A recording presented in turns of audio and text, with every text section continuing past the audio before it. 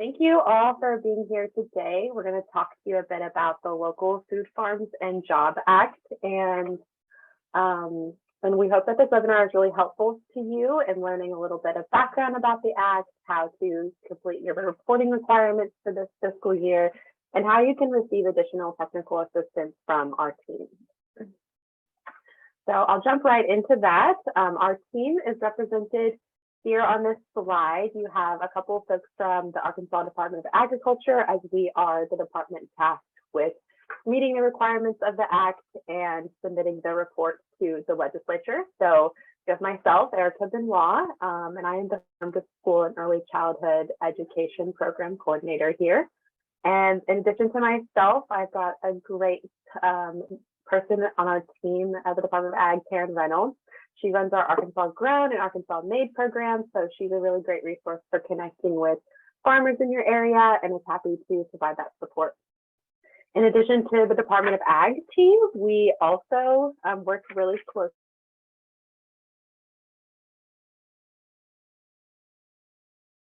with the University Evaluation Partner, and they provide technical assistance to institutions working towards their goal of procuring local foods. So we have Emily English here with us today, Julian Thomas, and Kelly Dundon, and they are really great and excited to support you both in filling out the requirements of this Act, but also in procuring more local food, which is ultimately the goal.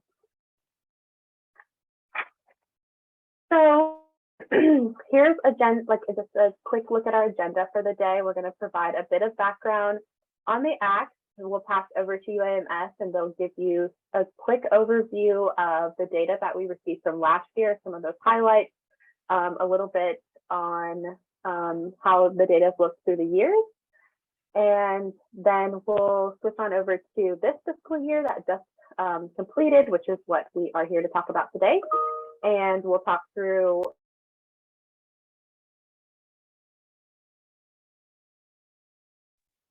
I don't know how I just got muted. What was the last thing? Oh, that's okay, no problem. So anyway, we'll talk through the requirements for this fiscal year that just passed, and then let you know what resources and technical assistance are available to support you in this process. And then lastly, most importantly, is space for your questions, which we are all really excited to answer today. So like I said, we'll jump into this background of the Local Food Farms and Job Act, which was enacted in 2017 with the intent of supporting and encouraging the procurement of local farm and food products as a significant portion of all food products purchased throughout the state of Arkansas. So once the Act was enacted, it was then amended in 2019, and this amendment expanded the types of institutions that are required to report and also increase the local food procurement goal, which was before had been 20% to, as you see now, at least 20% of an agency's food purchases should be spent on local food or farm products. Again, this is just a goal. It's not a requirement of the Act, and I want to make that clear. But you might be wondering at this stage, what is local food?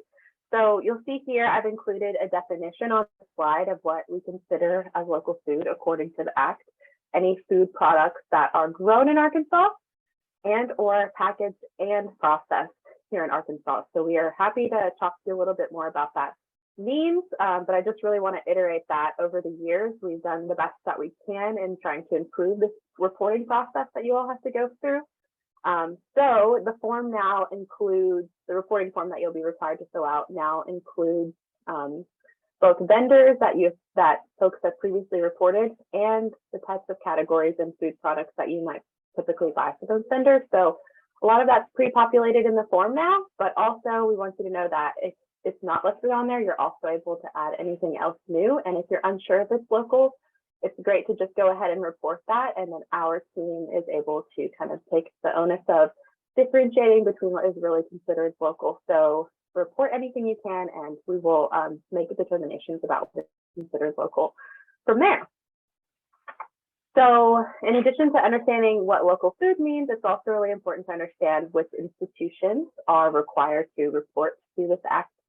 So here you can see that the Local Food Act requires institutions that receive at least $25,000 annually from the state to report. And so that funding can be in any form. A lot of institutions that are Medicaid funding fall under this requirement.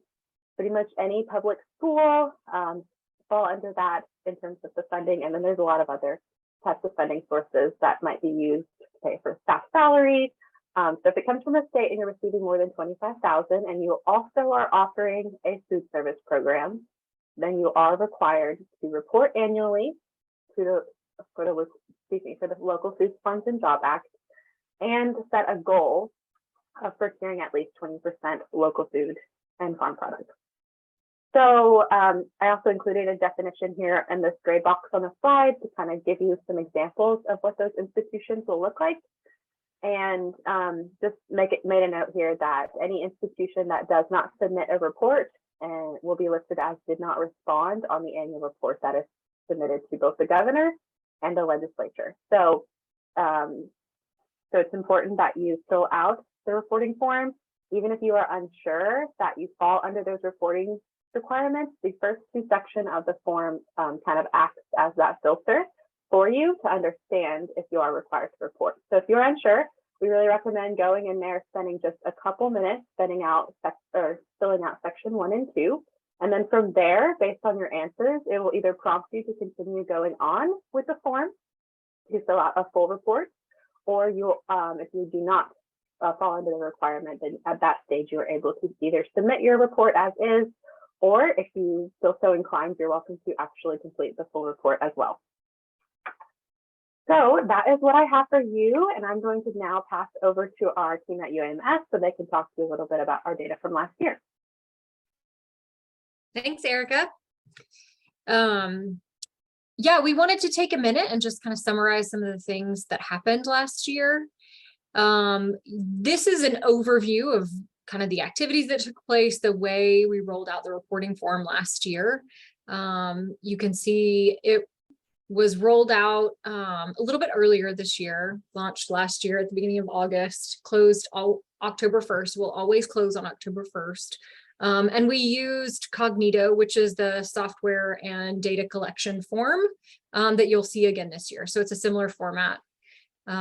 Last year, we were also able to add some additional resources to the Ag Department's website and provide some additional technical assistance to people working through the reporting process. We understand a lot of questions come up, and so really tried to lean into being available to support that last year.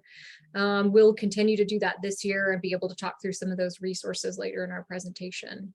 So each year, these reports really allow us to track where dollars are being spent on local food and help us continue to build the database that Erica was talking about of vendors and items, a directory of where those local foods are available in the state. And so your thorough completion of the form is really helpful in that regard. You know, our goal is to develop technical assistance materials with the Ag Department as the lead that really support your ability to procure local foods and to meet or exceed that 20% goal. We know that by doing this, we'll improve our ability to feed Arkansans local food and to keep our dollars local. Last year, the annual report was developed in partnership, with UAMS, with the Ag Department, and we really worked hard to get that over to the governor and the legislature in December of 2021 and achieve that goal. All of those reports and previous annual reports are available on the Ag Department's website, so I encourage you to go look at those beautiful documents in PDF form. They're really easy to read, but you're also welcome to share them with your vendors, to share them with your institutional leadership, to help them understand the purpose of this act and how we use the data. So in that regard, we wanted to give you a little bit of just kind of summarize last year's reporting results so that you can see kind of where this is going. So last year, we always ask what type of institution you are so that we understand where our local dollars are going, our state dollars are going, and where food service programs are that could incorporate local food. Nearly 2/3 of those institutions who meet the criteria for reporting are childcare facilities, which includes K-12 schools, early childhood education facilities, alternative learning environment facilities. Other groups, though, include after-school programs, senior programs, and the library and prison systems. We also asked institutions about their food service program and found that more than 3/4 of institutions who answered this question are self-operated, meaning they are responsible and in control of all of their own program, versus a food service management program where they've outsourced some of that to an outside institution or business. Go to the next slide. So next we asked about total food budget so that we have an understanding of what the dollars are that are being spent on food in the state. There's a huge range from respondents, as you can imagine, ranging from $50 to over $40 million. With the median amount, so kind of the middle amount of the range, falling around the $185,000 amount. Next slide. So a total of 314 institutions reported the amount of money they used to purchase local farm and food products last year. We see that those responses, range from very low to nearly $8 million annually, and the median there was around $40,000. But altogether, nearly $41 million was spent on local food in Arkansas in fiscal year 2021.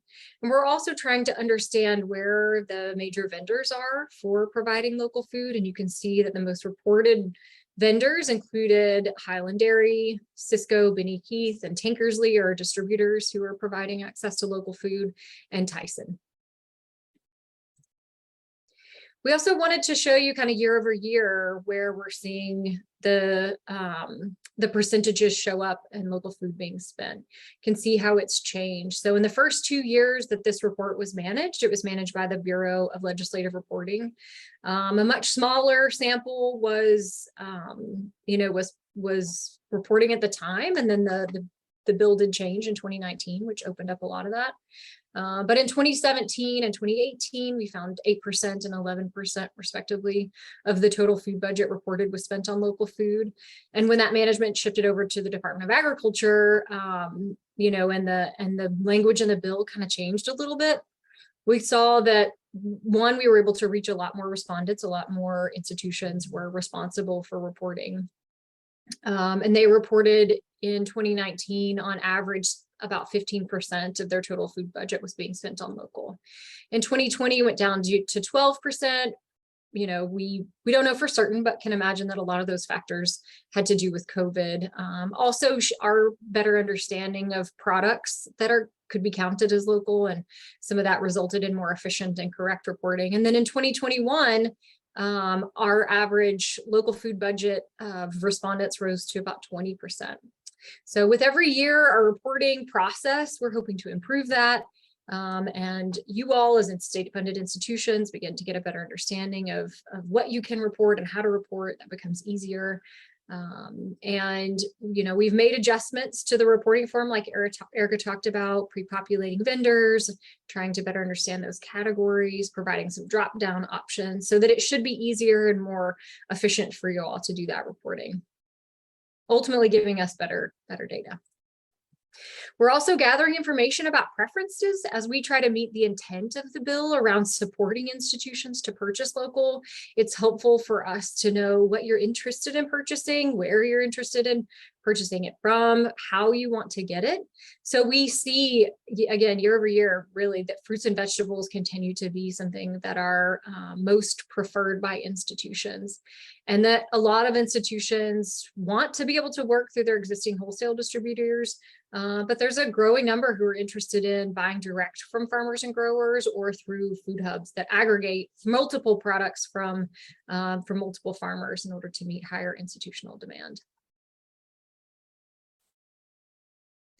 So we're also very curious about motivators. What is it that drives you all to purchase local food, and how can we facilitate that process better? You can see some of the top reported motivators listed here in the top section. Institutions say they recognize local food and farm products as high quality and providing an increased health benefit to customers and consumers, and that really the fact that this policy exists and that you all want to meet it and you want to make sure you're abiding by those institutional policies are also motivating. And in terms of barriers, we we continue to hear that there's concern about lack of supply, being able to meet the needs and the demand. Like we said earlier, there are multi-million-dollar food budgets. So there's concern about our ability as a state to meet that 20% goal. And another barrier we heard was not knowing where to purchase from and perceived higher costs for local food. So these things are very important to us as we figure out how to create a viable supply chain to meet institutional demand, to continue to encourage those distributors and wholesale providers to find those local foods and get them to you all. And then also for you all as institutions to have what you need in order to justify additional cost or time. But also we want to make it as easy as possible. So it's really great to know what motivators and barriers are showing up in your space. And, in regards to trying to meet some of the, I guess, reduce some of those barriers, the ag department has been doing a great job to create resources like we talked about earlier. Erica, I don't know if you want to talk through a little bit of this website.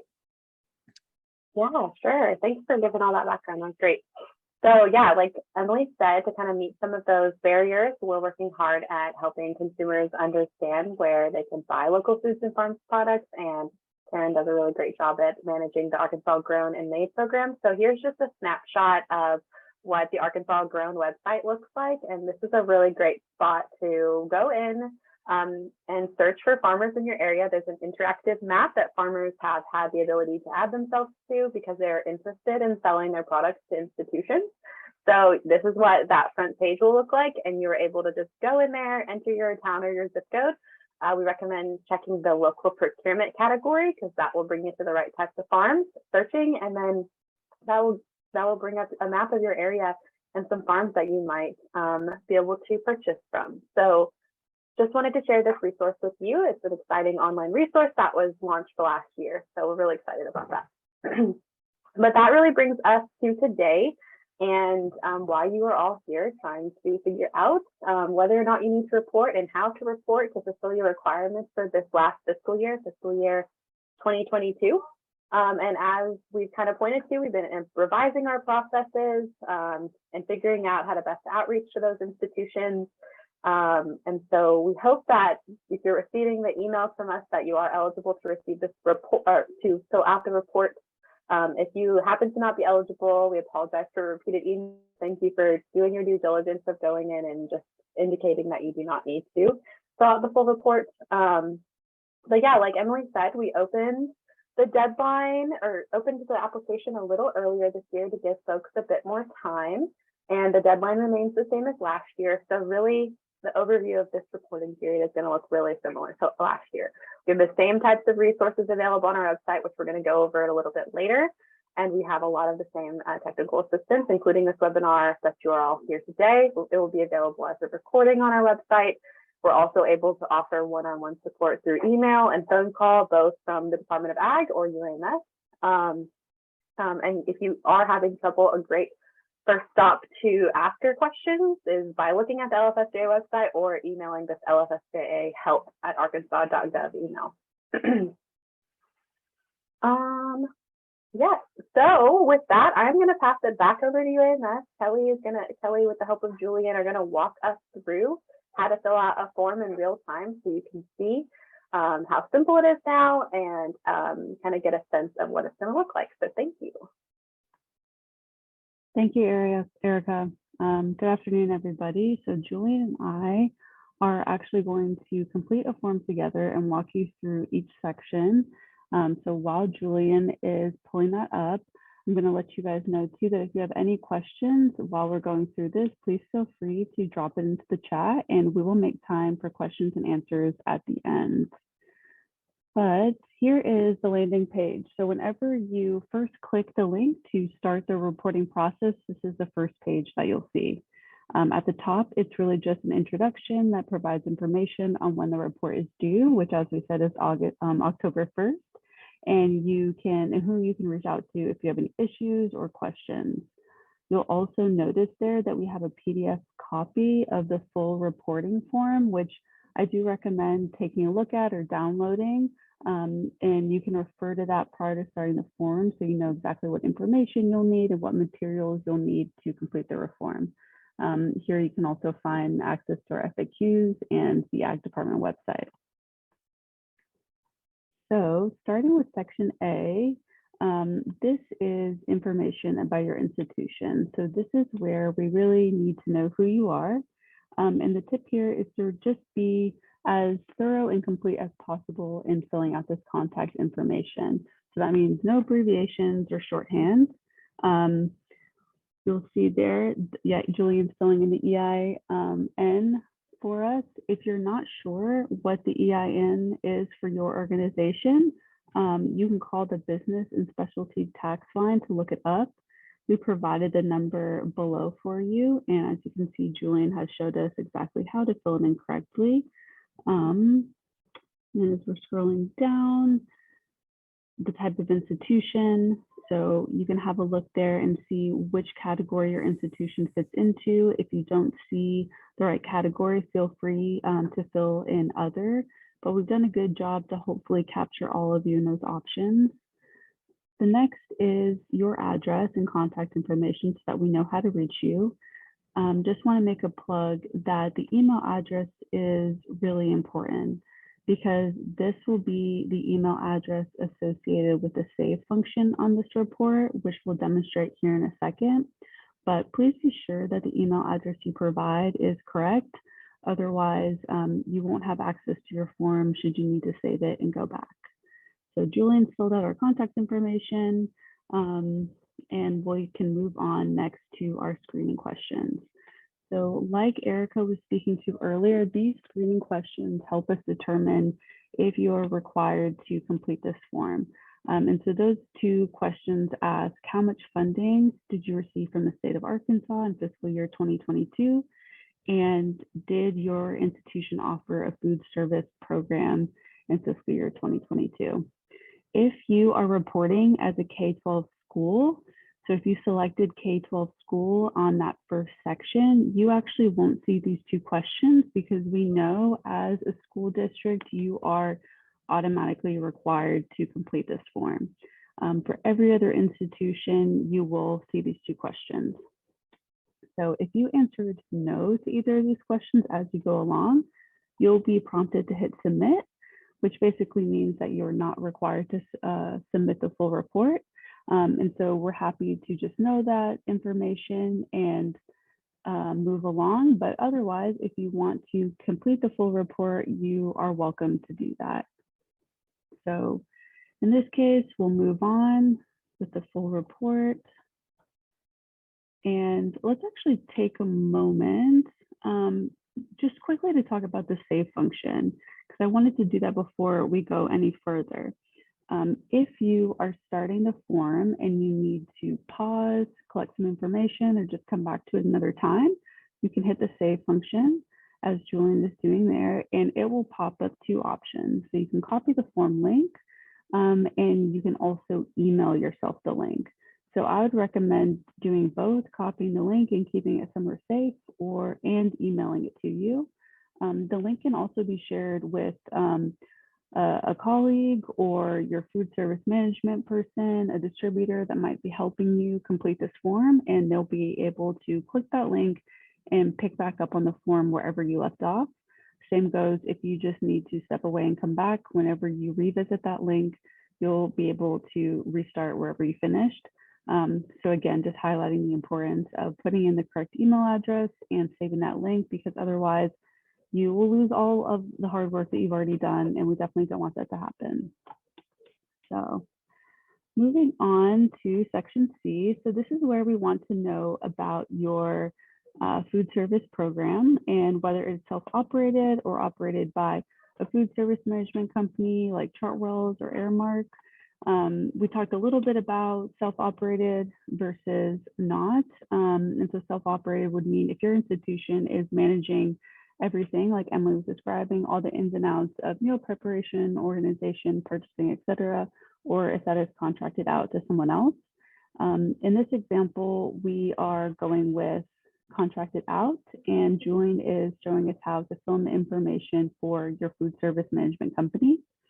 And again, just as thorough as you can be with who your contact person is, their contact information, how we can reach them, and yeah, how many feeding sites. That's the last question there. At how many locations do you serve food? So we recognize that some institutions have multiple feeding sites, multiple cafeterias or facilities where they serve meals through, and we definitely want that information. And then finally, on that last section there, we're asking you, what is your total food budget for all of your feeding sites at your organization? So this will be the total food budget for fiscal year 2022. And then we can move on.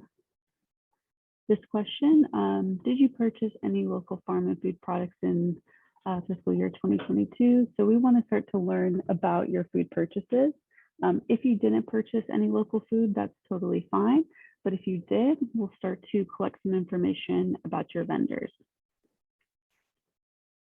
So this is an area of the report that we really try to improve and make it easier for you. So if you reported in other years, we hope that you will notice these changes, but we do welcome any feedback. So first, we want to know where you bought local food. So you can see there that when you select vendor name, there will be a drop-down list of pre-populated vendors that we've collected from previous years of reporting. So all of these vendors come from you all completing this report every year, and then we pre-populate this to make it a little bit easier. You'll notice that if you select a pre-populated option, the vendor address should pop up. If you have a different vendor address, please feel free to fill that in so that we have the most accurate information for who you're buying from and where. Let's see. And then we'll ask you, for that vendor, what types of farm and food products did you choose or did you buy? So you'll be able to choose as many of those product categories as you purchased from that vendor. So let's say fruit, we bought some apples and some honeydew melons.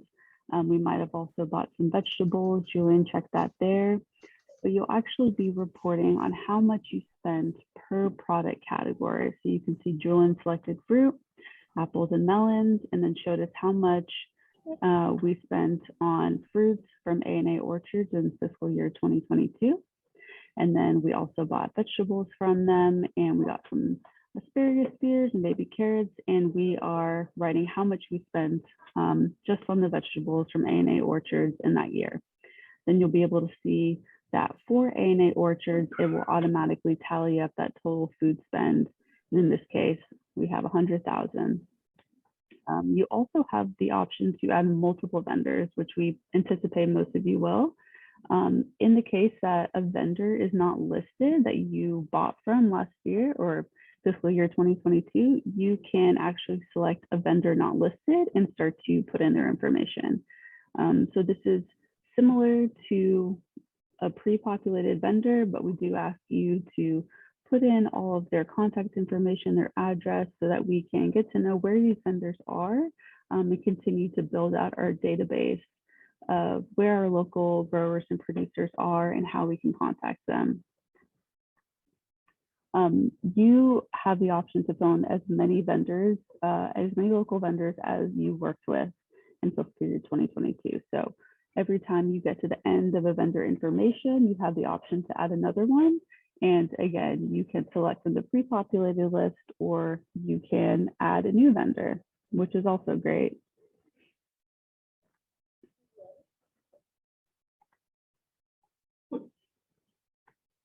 And all of these product categories and subcategories too, these come from you all reporting to us every year. So each year, this list just gets hopefully better and better and more representative of what you all are buying and what you're reporting to us. And so it's really helpful for us to gather this information so that we can get to know more about what you guys are buying and be able to share that with other people that are interested in buying local foods. So looks like we have all of our vendors filled out. If you don't mind going back just one more, I want to make sure we didn't miss anything. We have all of our vendors filled out, all of our awesome contact information and products. And then you'll see at the very bottom, it should show us the total cost of, yeah, there we go. Total spending on local food and farm products. So whenever you get to the bottom of this page and you filled in all of your vendors and purchase information, I encourage you to check this number and just make sure it looks right. If it looks too big, too small, or just somehow not right, take a moment to go back and check what you filled in and make sure that it looks right before clicking on to the next page. Thanks, Julian. All right. So section D, this is where we have the institutional commitment that Erica spoke about earlier. And so we actually ask each institution to upload a written commitment to meeting or trying to meet that 20% local procurement goal. And so we have provided a template there that you can actually download. I think it downloads out as a Word doc. We won't do that right now, but it's just pretty easy, plug and play. You're also welcome to upload your own copy. You can attach it there and then ask you a couple of questions about who you intend to purchase or procure local farm and food products from in this coming year. Again, you can select as many as you would like. And then again, we want to know what kind of product categories are you particularly interested in purchasing locally. And so like Emily said before, this is really important information for us because it gets to know what kind of products you all are interested in buying local so that we can help facilitate that and create more opportunities.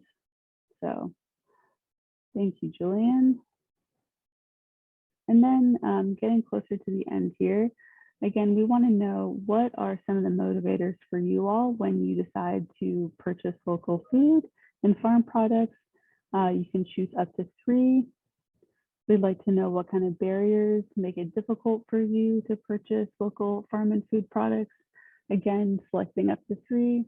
And then finally, what kind of tools or assistance was useful for you in procuring local foods in fiscal year 2022. And here you can select as many as apply. And I should also say too that for each of these, we did leave a space for others. So feel free to fill in anything that we may have missed. All right, and so now you are on the last page. You are nearly finished, and we would just like to hear from you. How did this process go for you? Was it difficult to gather and collect the necessary documents to complete this form? And then how was it filling out and completing the form as you went through it? And if you have any comments or feedbacks about the form or any of the process overall, we really want to hear those comments. So we appreciate that. And then finally, I'll just add one more time about the save function, because this is really important and we don't want you to lose any of your hard work. Again, you can click the save button at any time and copy the form link, which will allow you to jump right back in wherever you left off. And you can also email the link to yourself or to anyone else for that matter to help you along with the form. And then you hit submit and you are all done. You'll be provided a PDF copy of the report that you can hang on to for your records and that you can refer back to at any time. Now you're finished. Thank you. That was super helpful and informative. So thank you, Kelly, for walking us through that. And thank you, Julian, for being a behind the scenes man. I'm going to go ahead and share my screen one more time and get those slides back up so we can close out our presentation and move on to y'all's questions. Okay, so that's okay. So thank you for that. And now I'm just going to briefly go over the LFFJA website, the Local Foods, Farms, and Jobs Act website that's hosted on the Department of Ag's website, just so you can kind of see what's available there to help you answer your questions. And once you after you take away what you can from this webinar, you might need some reminders. So going to this webpage is a great place to start because it just gives you that background one more time on the Act. It provides all the details you need to know about the current reporting we are in. Of course, that's that link to that form that you just saw Kelly and Julian fill out together. And a good reminder about the deadline for the reporting form, the fact that we hosted this webinar today, and then at the bottom, you'll see there are a handful of resources here that are available to you all to support filling out the form, and in addition to all of those annual reports that Emily also mentioned as well. This is last year's webinar recording, so within the next week, this will be updated with the current webinar that we just did today. So that was the website. Excuse me. And on the website, you'll also find an infographic. This infographic is really helpful in breaking down those definitions again for what is considered an institution that needs to report, what is considered local food. And so it also provides kind of a graphical representation to walk you through whether or not you would be required to complete the form or not, and same with whether or not the food that you purchased was considered local. So this is a really great infographic to kind of keep handy as you're filling out the report. Additionally, we have been compiling frequently asked questions for the last few years and are really excited that this document is really comprehensive at this stage. Of course, if we have any questions that are coming up throughout this webinar, we will be going back into this and updating as needed. So we definitely appreciate hearing what questions you have because it helps us improve these technical assistance documents for future years to come. So this is a really, really great first step if you have a question to go to this frequently asked questions doc and see if your answer is already here. We do have a handful of questions here that have already been answered for you. And then if not, we point you again to this email that's going to be really helpful in responding to any questions that you cannot answer through that. Lastly, we have a social media and promotional toolkit. This is really helpful for any of you state agencies that have multiple institutions that are going to fall under the reporting requirements because it provides background of the act, the language, and social media graphics that you can use to share out with your clients and your institutions that you work with to remind them of the reporting requirements. So this is really helpful for just reminders. And so that is all I have in terms of the technical assistance resources. Again, they're all hosted on the LFFJA website. And now I'm going to pass back over to UAMS to talk about some other technical assistance we have available, and then we'll switch over to questions. Thanks, Erica and Kelly and Julian. That was so great. Yes, as we are working towards making it easier for you all to not just report, which is very important to us, but also to meet the intent of the bill. We want you to know that there's technical assistance available to support all of that. So Kelly, our team at UAMS are working really hard to better understand what kind of questions you have, what you're seeing out there, what's working, not working, and what we can do to support you. And so we are available as you think about meeting the intent, how to find local food, how to develop relationships with vendors, distributors, how to have those conversations. Those are things that we want to support you in. So please, these are our email addresses. Feel free to reach out to us and we will work through some of that process with you. The Ag department is, of course, always available as well. Specifically, Erica and her team are really trying to understand and support the K-12 environment. Karen's doing an awesome job to identify growers, what they're growing, how they're growing, when they're available, when they're not. And so leaning into the Arkansas Grown and Arkansas Made programs. We will be recording, this webinar is being recorded and will be available later, but also those FAQs, we've captured questions over the years, tried to answer them pretty thoroughly. So find the Q&A webinar and the FAQs on the website. And then we've also created a relationship with Melanie Berman, who's on the call today at the Arkansas Procurement Technical Assistance Center. And their goal is really to support Arkansas small businesses achieve these government contracts. So there can be a lot of like weird things. And so for those Arkansas Made and Arkansas Grown growers, and producers and makers, we want you to be able to serve these institutions. And I would imagine that she's also interested in meeting institutions who want to find these folks. Melanie, I don't know if you want to introduce yourself real quick, talk Sure. about PTAC at all. Sure, I can give a brief I was listening to the whole webinar and how we can kind of help as a PTAC. So I'm Melanie Berman. I'm the program director of the Arkansas PTAC, and we are a statewide program, and we're funded by the federal government. And then also our local partner is Cooperative Extension Service. So we're housed within Community and Economic Development. And our sole purpose of our grant is to support small businesses in the state of Arkansas know how to sell to the government. We also are tasked with trying to help government agencies, including state, local, federal, with market research. So this is kind of where we can help out. You know, we have a client database of about, you know, nearly 1,000 Arkansas small businesses right now that we can reach out to and see, you know, if you're wanting to buy something in particular, we could see if we have any clients that, you know, perhaps sell local food. We do work with some farmers. We also work with quite a few vendors. If there's someone on the flip side that might not be a client with us and they're needing to be registered as a vendor with the state of Arkansas, we can help that business or that farmer through that process through free one-on-one counseling support. We also have several classes for vendors. If there is enough of a need, I know Emily and I have talked about perhaps doing a focused ag-related or local food, you know, a farmer's specific selling to the government course. I'm of course open to that. And then, as I said, you know, feel free to reach out to us if you need any market research. We're here to support you all as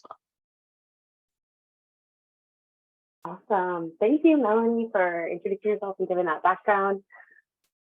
And that kind of wraps us up today. This is what we talked about. Just a really quick reminder that the reporting form is due on October 1st by the end of that day. I believe that's a Saturday this year.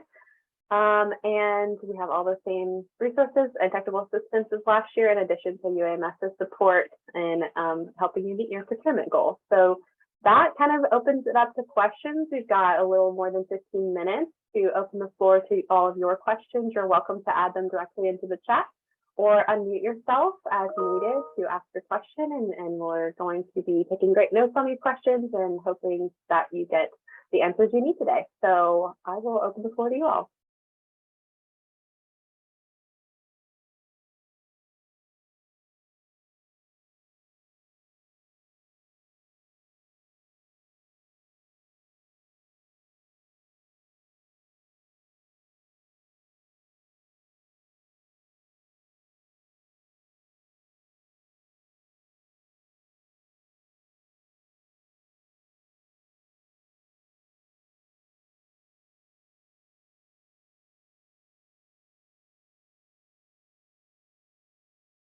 The silence either means we did an amazing job providing all of the information you needed to hear today, or I hope that you all are able to actually unmute yourself. If you're not and you're having some kind of technical difficulty, just feel free to add it to the chat. I do see one question just came in the chat from Rachel. Yes, we will have the recording of this webinar available. It will not be available today necessarily. We've got to process the video. But as soon as it is, we will send a follow-up email to anyone who registered for the webinar with a link to that recording. And then again, as I said, the Local Foods, Farms, and Job Apps website on the Arkansas Department of Agriculture website also will have that video until we have next year's webinar. So it won't be available for the next. Thank you for that question.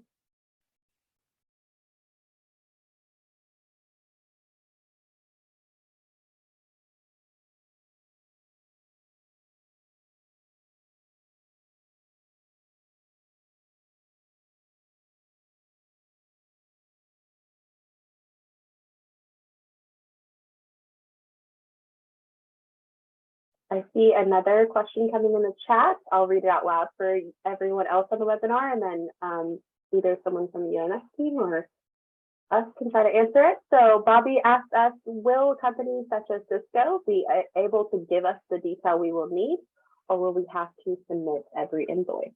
That's a great question. Anyone from UMS want to tackle this? That is a great question. Some distributors have been able to provide that information. If they're tracking local products in their system, they should be able to do that. And so I encourage you to reach out to them as soon as possible. And if they cannot, then they should at least be able to give you a report of what you purchased, and then you can see if you think any of it might have been local. And then also whatever you've purchased on your own, you would want to enter in the report. So it really does vary by distributor. Yes, and to speak to that a little bit, Emily, Kelly, and Julian are also taking some extra time this year to have conversations with distributors to have a better understanding of how they're marketing local products. So we hope to have some more clarity on that in the coming years. I also would recommend, Kelly pointed a lot to the save function, and that's also really useful. If you're working with another distributor, you can easily, contact that person directly and then figure out what their email address is and have them go in the report and help you since they'll have your data as well. So for some of you working with some of those smaller distributors, that might be a good approach to completing the report kind of as a team. Yeah, and if you need some support kind of having that conversation with your distributor, feel free to reach out to Kelly and I, and we can talk you through kind of what questions you might want to ask, or potentially even be able to be on that call with you and your distributor just to navigate, how to ask and what you're asking for and what you're looking for.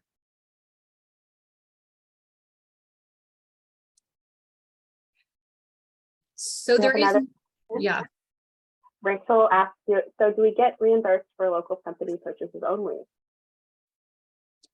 There is no reimbursement associated with this. The intent of this bill is to encourage you to use some of the food budget dollars that you have from wherever they come from and direct some of those dollars towards local growers and local makers. So you're not asking for reimbursement, you're helping us understand how much of your food budget you're able to put towards local, so that we can track how our local growers and makers are supporting local Arkansans and how we're growing, supporting, keeping those dollars local, supporting businesses. But there is no reimbursement associated. I'll also mention that, providing this data can have lasting impacts into the future. And so showing that there is consumer demand for purchasing local, you never know what kind of resources might be made available in the future. That's right. Any thoughts on companies like Fiscal reporting in the future? That is also a great question, Bobby. We have discussed whether or not distributors should be able to provide these reports either on your behalf or just as a distributor. And to date, there hasn't been any specific movement made on that.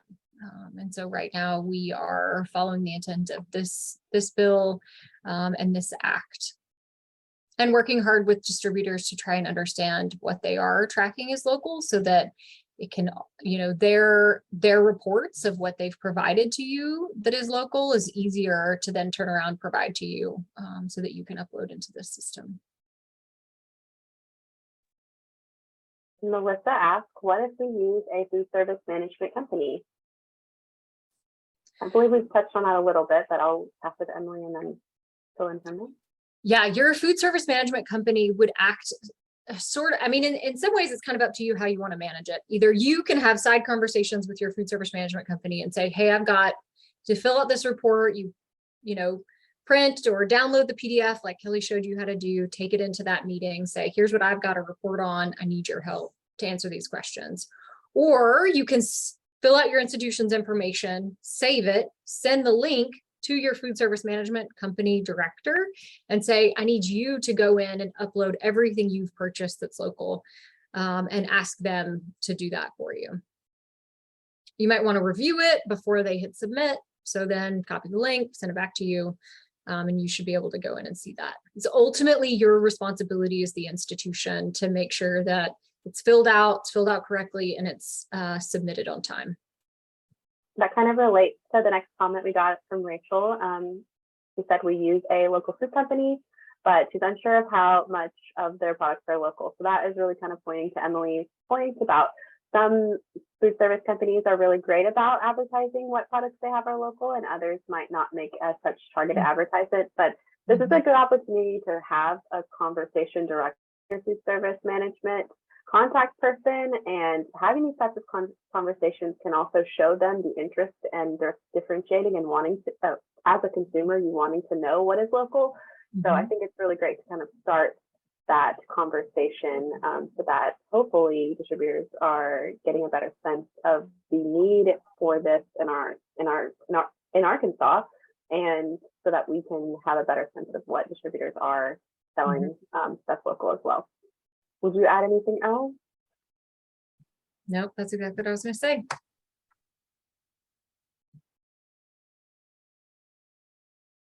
These are great questions.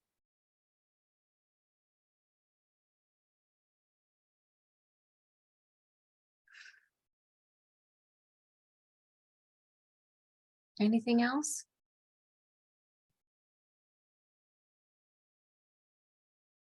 So I'm seeing another question. If I'm looking for local companies, PTAC can help. So I think, yes, I think Melly's saying they do have some folks that they work with that are clients that also are selling food, and she added some information in the chat. If you want to scroll back up a little bit, you can check out their website at ptac.uaba.edu. Also, the email is really similar, ptac@uaba.edu. So there's that resource. But again, I want to point back to Arkansas Grown as a resource as well. That interactive map that we talked about, it's arkansasgrown.org, and you can go in there and find folks that way to purchase from. Also, checking out the annual report from last year. That's a really good way. At the very back of the report, we include appendices. I actually have a slide that we could skip to. And this is what they looked like the year before. And so you can kind of see, we jump into respondents, but we also have a whole list of the local food vendors. So that is, you know, it's within the form itself, but it's also listed here a little bit more easy to see as some that might be easy to reach out to you. But anyone else add any insight to that question? Erica, I was just thinking, one resource that we also use is the Arkansas Economic Development Commission's Woman and Minority Owned Business directory. It would be interesting if we could kind of cross-reference some of the local food vendors with that list, because I know that, you know, there's a goal also for minority vendors that state agencies have to hit. Absolutely, that's a really great idea. We can definitely connect over that thing. We've been wanting to pull together similar lists to support another initiative that will be coming out later on this year. So great. If there are no other questions, I think that about concludes this webinar. Again, we are really appreciative of your time here today. We are appreciative of the time that you take to submit these reports to us every year. We know it's not an easy job that you already have, and then to start reporting on top of that, we really do appreciate the time that you take to help inform what's going on local procurement-wise in the state. Remember, again, that we are all here as a team of resources for you to help you both complete the requirements of the report, but also to help you meet your goal of procuring more food locally in your institution. So remember that, and especially Emily and Kelly are both really excited and happy to support you in this work. And so remember them as a resource. These slides will be available as well as the webinar, so you can find their contact information again. We'll also send a follow-up email to you all with some final summary points. So thank you again for your time, and we wish you the best of luck.